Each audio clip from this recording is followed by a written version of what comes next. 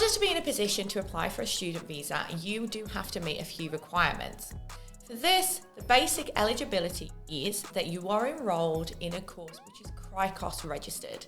This basically means that a school which is allowed to enroll international students has enrolled you onto a course and you have received a COE. This is a legal document called a confirmation of enrollment. You need to have this to be able to lodge your student visa application. You also will have to have OSHC, unless you are one of the 3 countries which are exempt from OSHC. This is Overseas Student Health Cover. This policy must cover you for the full duration of your proposed student visa. There are, of course, some other eligibility requirements that you will need to meet, such as English requirements, financial capacity, and the general ID documents.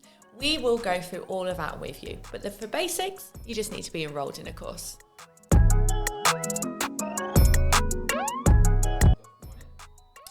Depending on your nationality, so depending on where you're from and where you are currently, you may be required to provide proof of funds. This is a financial capacity that immigration asks for you to show. Even if you are a country that is not required to show it, you are still obliged to declare that you have a certain amount of money available to you. Whichever way, you have to declare that you have enough money to sustain and live in Australia for at least 12 months. Don't worry about this though, we can explain all of this in detail with you. And if you are one of those people that does have to supply and provide the proof of funds, we will explain to you exactly what and how you can do so. Of course, isn't it better when things are done together? Of course, you can bring your partner over with you. That is no problem at all. So, in order to do so, you do have to, have been together for a little while. You can't be last night's Tinder date. As long as you've been together for over 12 months and you can show this with bills, lease documents, anything that kind of ties you in as a couple together, or if you're married, of course, then that's really easy to come over together. Yes and no. That's a bit of a tricky one and also one of our most popular questions. During the pandemic, and obviously throughout the restrictions, there were some changes that were made to the delivery of the courses. Obviously, not everybody could go into the classrooms because of COVID restrictions, and schools downsized and things did change to be able to adapt to the rules and the changing of everything that was going on at the time. This meant that schools actually started delivering their courses online. They are still doing that at the moment. However, some schools have started to return to a face-to-face and into the classroom. ASQA, the Australian Skills Quality Authority, this is the board that regulates everything for international students, have requested that by the 30th of June 2023, all the schools have stopped doing online classes and now everyone is back face-to-face in the classroom.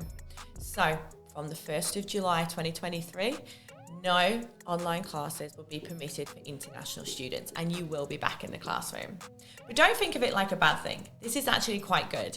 You get to get dressed, you get to wear normal clothes, go into the city, go and meet people, go and actually have some human interaction. If you're worried about going face to face again, I think you will actually enjoy it. That's a really great question. Thank you for asking. And we actually get that one quite a lot. Okay, firstly, it's good to know that in Australia, education agents actually cannot charge a fee. It's pretty much illegal. In fact, it is illegal. So if you have an international education student visa consultant, whatever they want to call themselves, saying, hey, you need to pay me, there's something wrong and you should not do that. The only people that can request a fee are registered migration agents or registered migration lawyers. The reason why our services are free is because we form that bridge or that gap between the schools and immigration. The schools know that when a new student application comes from an education agency, so it comes from Study Destination, that we have spent time explaining to you, the student, the reasons why you would study this course, the units involved, the outcomes. We also prepare all the documents in advance on your behalf. So we've cited them, we've certified them, we know that everything that we're going to supply to the school is exactly what they want and is legitimate. This makes the school very happy.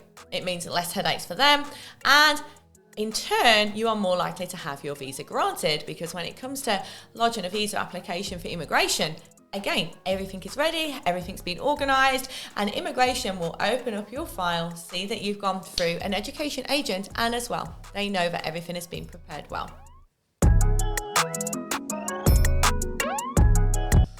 Ooh, the cheapest. Another good question. The cheapest is one of the more general based courses. So for example, diploma or certificate 3 or 4 in business, in leadership and management, in project management, and even marketing and communication.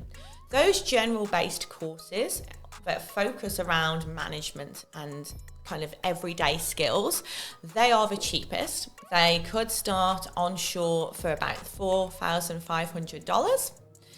As soon as courses start to become a little bit more specific for a job or a trade or an occupation, that's when they do tend to get a little bit more expensive. If you'd like any more information, or you simply want to get in touch with us and ask some questions or have a full consultation, all you need to do is drop a comment, turn notifications on, and like our posts.